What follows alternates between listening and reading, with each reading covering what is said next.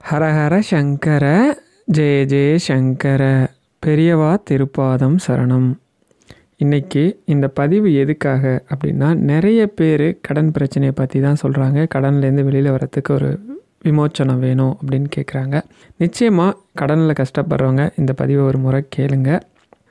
நீங்கள் பெரியவாவை நம்பினா உங்கள் வாழ்க்கையில் நீங்கள் கற்பனையே பண்ணி பார்க்க முடியாத அதிசயங்கள் நடக்கும். அப்படி கடனால் கஷ்டப்பட்ட ஒரு பக்தர் வாழ்க்கையில் நடந்த ஒரு அதிசயமான பதிவை இன்றைக்கி நாம் அனுஷம் சிறப்பு பதிவாக போட்டிருக்கோம். வாங்க அது என்ன அப்படிங்கிறத பதிவுக்குள்ளே போய் தெரிஞ்சுக்கலாம். பொதுவாக நீங்கள் பெரியவாவை மனப்பூர்வமாக நம்பிட்டீங்க அப்படின்னா உங்கள் வாழ்க்கை ஒவ்வொரு செகண்டும் நினச்சே பார்க்க முடியாத அதிசயத்தை, அதாவது நீங்கள் கற்பனையே பண்ண முடியாத அதிசயத்தை உங்கள் வாழ்க்கை கொடுத்துக்கிட்டே இருக்கும். இது நடந்தது பார்த்தீங்க அப்படின்னா 1970 அந்த சமயத்தில் நடந்தது. என்னென்னா, பெரியவா திருமங்கலம் பக்கத்தில் முகாமிட்டிருந்த சமயம். அப்போ ஒரு விவசாயி அவரோட மனைவி குழந்தைங்களோட முகாமுக்கு வருவார். பெரியவாவை தரிசனம் பண்ணுறதுக்கு இல்லை, அவருக்கு பெரியவா யாருன்னே தெரியாது. ஊரில் எல்லாம் பேசிக்கிறாங்க, இப்படி ஒரு சாமியார் வந்திருக்காரு, ரொம்ப சக்தி வாய்ந்தவர், அப்படி இப்படின்னு பேசிப்போம் இல்லையா. அந்த மாதிரி பேசுகிறத கேள்விப்பட்டு ஒரு ஆர்வத்தில் வந்துட்டார். வந்தவருக்கு என்ன ஒரு சந்தோஷம் அப்படின்னா, முகாமில் யார் வந்தாலும் சாப்பாடு போடுவாங்க.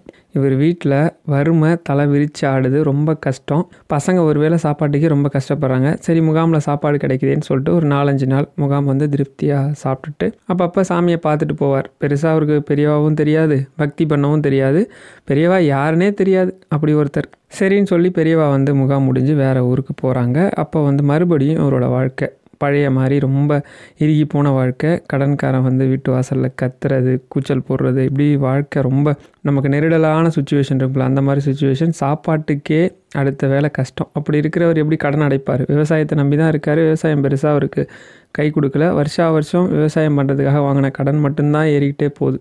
அப்போ இவர் ஏதோ இறுக்கமான ஒரு முடிவு எடுத்திருக்கார்.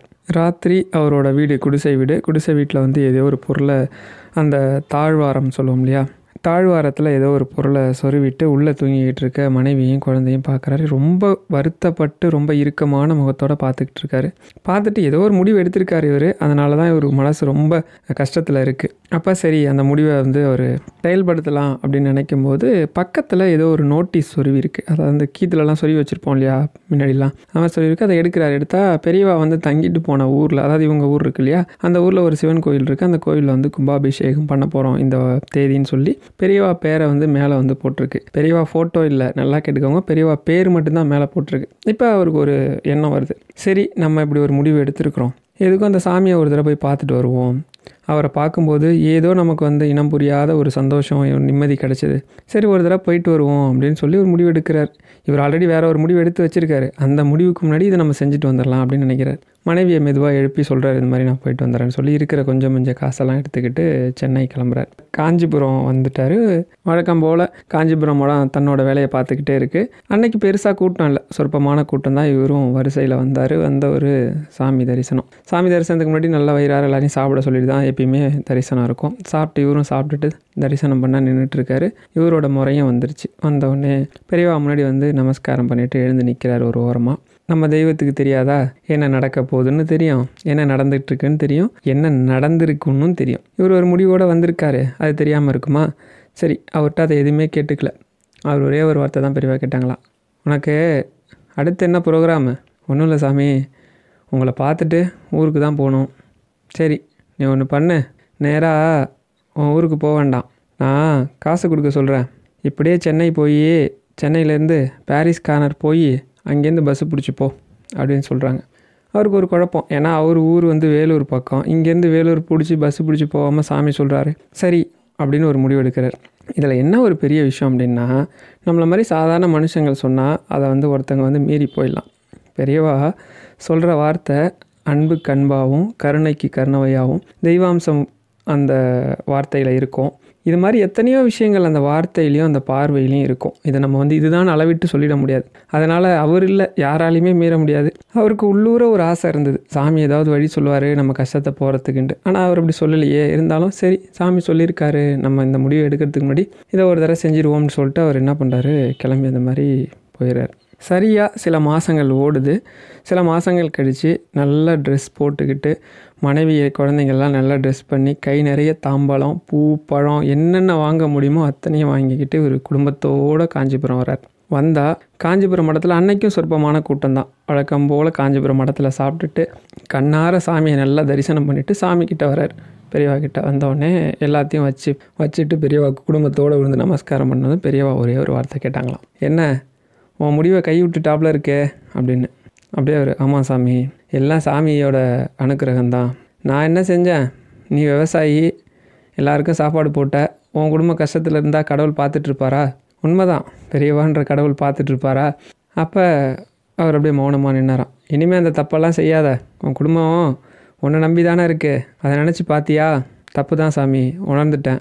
அப்போ தான் அவர் ஒரு விஷயத்த சொல்கிறார். என்ன விஷயம் அப்படின்னா, இந்த ஏச்சி பேச்செல்லாம் கேட்க முடியாமல், கஷ்டம் தாங்க முடியாமல், குழந்தை குட்டியெல்லாம் சாப்பாடு இல்லாமல் இருக்கிறத பார்த்து இவர் வயலுக்கு கலந்தடிக்கிற பூச்சி மருந்து இருக்கு இல்லையா, இந்த பூச்சி மருந்தை குடித்து தன்னோட வாழ்க்கையை முடிச்சுக்கிறதுக்காக பூச்சி மருந்தை வாங்கிட்டு தன்னோட குடிசையில் இருக்க தாழ்வாரத்தில் சொருவுறார்.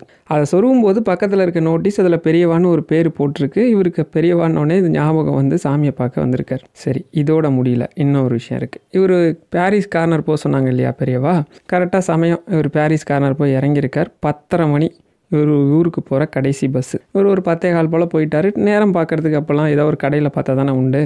இவர் நேராக அந்த கடை, லைட் எரிஞ்சிட்டு இருந்த கடை, மற்ற கடைலாம் அடைச்சிருக்கு, போய் இந்த மாதிரி அவர் ஊர் பேரை சொல்லி போகிற பஸ் எப்போ வரும் அப்படின்னதும் கல்லாப்பேட்டியில் குனிஞ்சி இதையே தேடிட்டு இருந்தவர், வர சமயம் தாங்க, இன்னும் ஒரு 10 நிமிஷத்தில் வந்துடும், இங்கே தாங்க நிற்கும், நில்லுங்க அப்படின்னதும் இந்த குரல் அவர் ரொம்ப பரிச்சயமான குரல். ஒரு நிமிஷம் அப்படியே உள்ள கல்லாப்பேட்டியை உத்து பார்த்து ஒரு பேரை சொல்லி கூப்பிட்றாரு. கல்லாப்பேட்டியில் இதே தேடி இருந்தால் டக்குன்னு அந்த பொருளை அப்படியே வச்சுட்டு திரும்பி பார்த்தாராம்.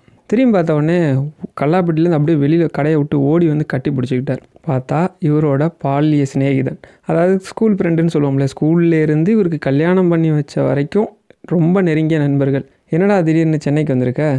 ஒரு கடிதாசி கூட போடல, நான் இடையில கடிதாசி போட்டேன், உன்டேருந்து ஒரு பதிலும் இல்லை, எப்படி இருக்க, தங்கச்சி எப்படி இருக்குது, குழந்தைங்கள்லாம் எப்படி இருக்குது, மலன்னு கேள்வி. அவரை பார்த்த சந்தோஷத்தில் கடை அடைக்கிறத, இருடா கொஞ்சம் நேரம் வாடா அப்படின்னு சொல்லி உட்கார வச்சு கேட்டவுடனே இவரால் அழுகி அடக்க முடியல, துக்கம் தாங்க முடியாமல் அப்படியே நடந்த அத்தனையும் கூட்டிட்டார். என்னடா காரியம் பண்ணியிருக்க நீ? அந்த பொண்ணுக்கு என்னடா தெரியும்? குழந்தைங்க என்ன வயசு? இது மாதிரி ஒரு முடிவு எடுக்கலாமா? ஏன் உனக்கு நான் இருக்கிறது ஞாபகம் வரலையா? என்னடா நினச்சிக்கிட்டு இருக்க நீ? தப்பு இல்லையா இதெல்லாம் அப்படின்னு சொல்லிவிட்டு பக்கத்தில் இருக்கிற ஒரு கடையை கை காட்டுறார். இதுவும் நம்ம கடை தான். ஒரு மாதத்துக்கு முன்னாடி வரைக்கும் ஒரு ஆள் பார்த்துக்கிட்டு இருந்தார். அவர் சொந்த ஊரில் அவங்க வீட்டில் யாருக்கோ உடம்பு சரியில்லைன்னு போயிட்டார். வரத்துக்கு நாள் ஆகும்னு சொல்கிறாரு. அதெல்லாம் வேணாம், நீ வந்துட்ட, கடையை பார்த்துக்க அப்படின்னு சொல்லிட்டு, எவ்வளோடா கடன் இருக்கு உனக்கு? 800 ரூபா சொச்சம் அவர் சொல்லுவார். கடன் இருக்கிறது கையில் காசை கொடுத்து பசங்களுக்கு எல்லா திங்ஸும் வாங்கி கொடுத்து நைட்டு பஸ்ஸை நீ பிடிச்சி போயிட்டு காலையில் தங்கச்சிக்கிட்ட எல்லா விஷயத்தையும் சொல்லிவிட்டு துணிமணிலாம் எடுத்துக்கிட்டு அவங்கள பத்திரமா இருக்க சொல்லி அவங்க வீட்டில் விட்டுட்டு வாடா அப்படின்னு சொல்லி அனுப்பி விட்றாரு. ரொம்ப சந்தோஷம் இவருக்கு. போய் அந்த 800 சொச்சம் கடனை அடைச்சிட்டு அவங்க மனைவியை கொண்டு போய் அவங்க அப்பா அம்மா வீட்டில் விட்டு தேவையான பணம், அந்த மளிகை ஜாமான்லாம் வாங்கி கொடுத்துட்டு வராரு. இங்கே கடையை நடத்துகிறாரு. நடத்தி நல்ல வருமானம். அவருக்கு ஒரு பகுதி இதை கொடுத்து, நீ ஊரில் கடை வச்சுக்கிறதுனால வச்சுக்கடா, இல்லை இங்கே வைக்கிறதுனால வையின்னு சொல்லுவோம். அவர் ஊர் பக்கமே கொஞ்சம் டவுனாக ஒரு இடம் பார்த்து கடை வச்சு இப்போ நல்லா இருக்கிறார். அந்த சந்தோஷத்தில் தான், அதாவது அந்த வாழ்க்கை அவருக்கு 3-4 மாதத்துலேயே மாறிடுச்சு. அப்போ கடையில் இருக்கும்போது அவர் ஒரு விஷயம் சொல்லுவார். ஏதோ நீ செஞ்ச புண்ணியண்டா, அந்த சாமி நினப்பு உனக்கு வந்தது, அந்த சாமி தாண்டா உன் வாழ்க்கையில் அவ்வளோ பெரிய விஷயத்த பண்ணியிருக்காரு, அவரை நீ மறக்கக்கூடாதுரா, அவர் தான் உனக்கு குலதெய்வம் இனிமே அப்படின்னு அவன் நண்பன் சொன்னதுலேருந்து இன்னைய வரைக்கும் அவர் தான் அவருக்கு குலதெய்வம். அதுக்கப்புறம் அவங்க பசங்களுக்கெல்லாம் பத்திரிக்கை கொண்டு போய் கொடுத்து பெரியவாட்ட ஆசீர்வாதம் வாங்கி கல்யாணம் நடந்ததாகவும், கடைசி பையனுக்கோ பொண்ணுக்கோ கல்யாணம் நடக்கும்போது பெரியவா சித்தி ஆகிட்டதாகவும், அவர் அவரோட ஆதிஷ்டானம் போய் ஆசீர்வாதம் வாங்கிட்டு கல்யாணம் முடித்ததாக அந்த பதிவு முடியும். இப்போ நீங்கள் ஒரு விஷயம் கவனிச்சிங்கன்னா உங்களுக்கு புரியும்னு நினைக்கிறேன். பெரியவா அவருக்கு யாருன்னே தெரியாது. ஆனால் அவருக்கு பெரியவான்ற பேரை பார்த்ததும் ஒரு நம்பிக்கை வந்துச்சு. சரி, அந்த சாமியை போய் பார்ப்போம் அப்படின்னு போய் பார்த்ததும் அவர் வாழ்க்கை முடிய வேண்டிய தருணத்தில் இருந்தது இல்லையா?